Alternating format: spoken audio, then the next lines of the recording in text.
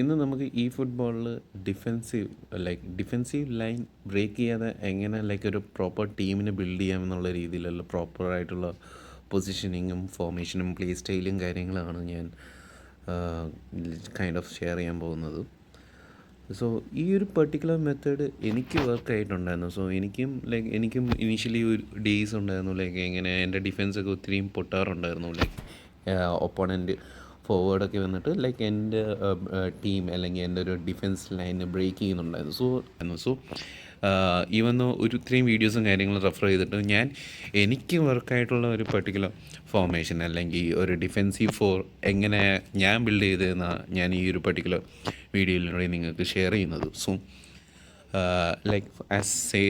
നമുക്ക് നമ്മളെ defensive four എന്ന് പറയുമ്പോഴത്തേനും നമുക്ക് 2 സെൻറ്റർ ബാക്സ്, ദെൻ ഒരു ലെഫ്റ്റ് ബാക്ക്, ഒരു റൈറ്റ് ബാക്ക്, ഇതാണ് നമ്മൾക്ക് വരുന്നത്. സോ നിങ്ങളിപ്പോൾ നോക്കിക്കഴിഞ്ഞാൽ തന്നെ മനസ്സിലായിട്ടുണ്ടാവും, നമ്മുടെ ഡിഫെൻസീവ് സെൻറ്റർ ബാക്സ്, രണ്ട് സെൻറ്റർ ബാക്സ് എന്ന് പറയുന്നത് നമുക്ക് ഒരു ഇവരുടെ ഫോർമേഷൻ അല്ലെങ്കിൽ പ്ലേ സ്റ്റൈൽ എന്ന് പറയുന്നത്, ഇപ്പോൾ പ്ലേയിങ് സ്റ്റൈൽ ഒരു ഡെസ്ട്രോയർ, നമുക്ക് പ്യോർ ഡെസ്ട്രോയറാണ്. പിന്നെ ഉള്ളൊരു മാർക്കിനസ് എന്ന് പറയുന്നത് ബിൽഡപ്പാണ്. സോ നമ്മുടെ സെൻറ്റർ ബാക്സ് എപ്പോഴും ഈ ഒരു കോംബോ കീപ്പ് ചെയ്യണം. നമ്മളൊരു ഡെസ്ട്രോയർ ആസ് വെൽ ആസ് ഒരു ഈ പറയുന്ന ബിൽഡപ്പ്. സോ ഡെസ്ട്രോയർ എപ്പോഴും ഒരു ഒപ്പണൻറ്റ് സ്ട്രൈക്കേഴ്സ് അല്ലെങ്കിൽ എം ഒക്കെ വരുമ്പോഴും അവരുമായിട്ടൊന്ന് അറ്റാക്ക് ചെയ്ത് അറ്റാക്കീവ് ഡിഫെൻസ് എന്നുള്ള രീതിയിലായിരിക്കും അവരുടെ പ്ലേ സ്റ്റൈൽ, അവരെ ഒന്ന് പ്രഷർ ചെലുത്തുക, അങ്ങനെയുള്ളൊരു കാര്യങ്ങളിലൊക്കെ ആയിരിക്കും ഈ ഒരു പെർട്ടിക്കുലർ ഈ ഡെസ്ട്രോയർ പ്ലേ സ്റ്റൈലിലുള്ള പ്ലേസ് ചെയ്യുന്നുണ്ടാവും. അതേസമയം നമ്മൾ ഈ മാർക്കിനേഴ്സൊക്കെ കണ്ടു കഴിഞ്ഞാൽ പുള്ളിയൊക്കെ കുറച്ച് ബാക്കിലോട്ട് വലിച്ച്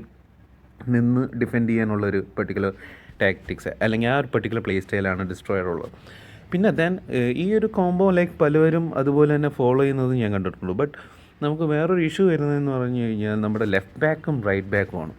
സോ ഈ ലെഫ്റ്റ് ബാക്കും റൈറ്റ് ബാക്കും നമ്മൾ ചെയ്യുമ്പം നമുക്ക് ഒന്നെങ്കിൽ ചെയ്യാനുള്ളത് ഒരു അറ്റാക്കിംഗ് ഫുൾ ബാക്ക് പോവുക, അല്ലെങ്കിൽ ഒരു ഡിഫെൻസീവ് ഫുൾ ബാക്ക് പോവുക. സോ നിങ്ങളിപ്പോൾ നോക്കിക്കഴിഞ്ഞ് കഴിഞ്ഞാൽ കാണാം, എനിക്കുള്ളത് കഫും ആസ് വെൽ ആസ് നമ്മുടെ അലക്സാണ്ടറിൻ്റെ ഈ ഒരു കാർഡാണ്. അപ്പോൾ രണ്ടും attacking full ബാക്കാണുള്ളത്.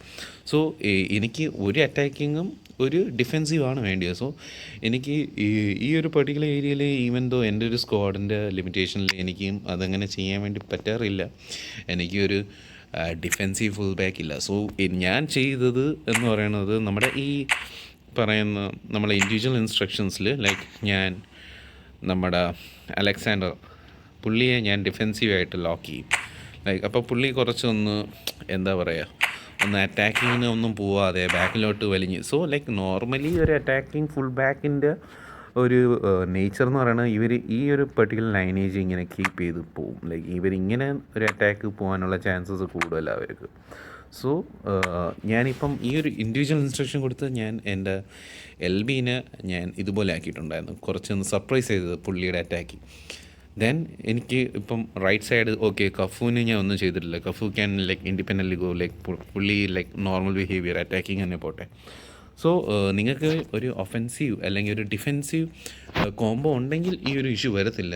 But in case offensive അല്ലെങ്കിൽ ഡിഫെൻസീവ് ഇല്ലെങ്കിലുള്ള ഇഷ്യൂ ആണ് ഞാൻ പറഞ്ഞത്. സോ എനിക്ക് സെൻസ് രണ്ടും അറ്റാക്കിങ് ആണുള്ളത്, അതുകൊണ്ടാണ് ഞാൻ അലക്സാണ്ടറിനെ ഒന്ന് ഡിഫെൻസിലോട്ട് വിട്ടത്. സോ ഇങ്ങനെ നോക്കിക്കഴിഞ്ഞാൽ ദെൻ പിന്നെ നമ്മൾ വേറൊരു കാര്യം ശ്രദ്ധിക്കേണ്ടത്, നമ്മുടെ ഡെസ്ട്രോയർ നമ്മളിപ്പോൾ ഇവിടെ നോക്കിക്കഴിഞ്ഞ് കഴിഞ്ഞാൽ കാണാം, എൻ്റെ ഡെസ്ട്രോയർ എന്ന് പറയുന്നതും ഒരു അറ്റാക്കിംഗ് മൈൻഡ് സെറ്റുള്ള പുള്ളിയായിരിക്കും. സോ എൻ്റെ ലെഫ്റ്റ് ബാക്കും അതുപോലെ തന്നെ അറ്റാക്കിംഗ് ആണെങ്കിൽ എൻ്റെ ഡെസ്ട്രോയറിനെയും എൻ്റെ ലെഫ്റ്റ് ബാക്കും അതുപോലെ തന്നെ സെൻറ്റർ ബാക്കും രണ്ടും അറ്റാക്കിംഗ് മൈൻഡ് സെറ്റുള്ളവരെ രണ്ടുപേരും ഒരുമിച്ച് നിർത്താതിരിക്കാൻ വേണ്ടി നോക്കുക. അല്ലെങ്കിൽ എന്താ പറ്റുന്നതെന്ന് വെച്ച് കഴിഞ്ഞാൽ നമുക്ക് രണ്ടുപേരും മുന്നോട്ട് കയറി കളിക്കുന്ന ടീമാണ്. സോ നമുക്ക് ഇവിടെ ഡിഫെൻസ് ബ്രേക്ക് ആവുകയും എനിമി സ്ട്രൈക്കേഴ്സിന് വന്നിട്ട് ജസ്റ്റ് നമ്മുടെ ആ ഡിഫെൻസിനെ ബ്രേക്ക് ചെയ്ത് ഒരു ഗോള് അവർക്ക് അറ്റൈൻ ചെയ്യാൻ പറ്റുന്ന എളുപ്പമായിരിക്കും. സോ ഇങ്ങനെ ഒരു കോംബോ കീപ്പ് ചെയ്യാൻ വേണ്ടി ശ്രമിക്കുക. സോ നമ്മളിപ്പോൾ നോക്കിക്കഴിഞ്ഞാൽ ഈ ഒരു പെർട്ടിക്കുലറിൽ നിങ്ങൾക്ക് കാണാം കഫു അറ്റാക്കിംഗ് മൈൻഡ് സെറ്റാണ്. ദെൻ നമ്മുടെ മാർക്കിനസ് ബാക്ക് വലിഞ്ഞ് കളിക്കും. ദെൻ പിയോൾ അഗൈൻ കുറച്ചൊരു അറ്റാക്കിങ് അല്ലെങ്കിൽ ഒരു പ്രസ്സിങ് കൈൻഡ് ഓഫ് നേച്ചറാണ്. ഇവിടെ ഇപ്പം അലക്സാണ്ടറും കുറച്ചൊന്ന് ഡിഫെൻഡ് ചെയ്ത് നിൽക്കും. അത് നമ്മൾ സ്പെഷ്യൽ ഇൻസ്ട്രക്ഷൻ കൊടുത്ത് നിൽക്കുന്നതാണ്. സോ ഈ ഒരു പർട്ടിക്കുലർ ഫോർമേഷൻ അല്ലെങ്കിൽ എനിക്ക് ഒത്തിരി വർക്കായിട്ടുണ്ട്. സോ അതുകൊണ്ടാണ് ഞാൻ ഈ ഒരു വീഡിയോ ഷെയർ ചെയ്യുന്നത്. ദെൻ നിങ്ങൾ ഒരു കാര്യം കൂടെ ചെയ്യാം.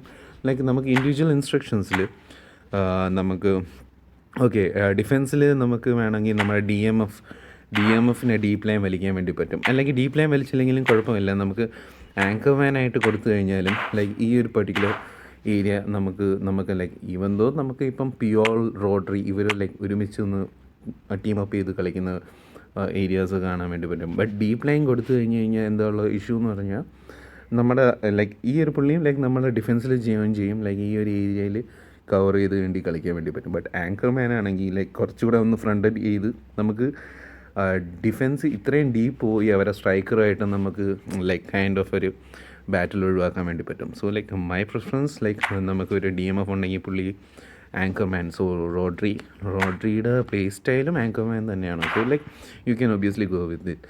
സോ ഈ ഒരു പർട്ടിക്കുലർ ഫോർമേഷൻ എനിക്ക് വർക്കായിട്ടുണ്ട്. So let me know your thoughts. Just ഈ ഒരു പർട്ടിക്കുലർ രീതിയിലൊന്ന് കളിച്ച് വേണ്ടി നോക്കുക. So let me know your thoughts and all through comments and all. Thank you. Have a nice day.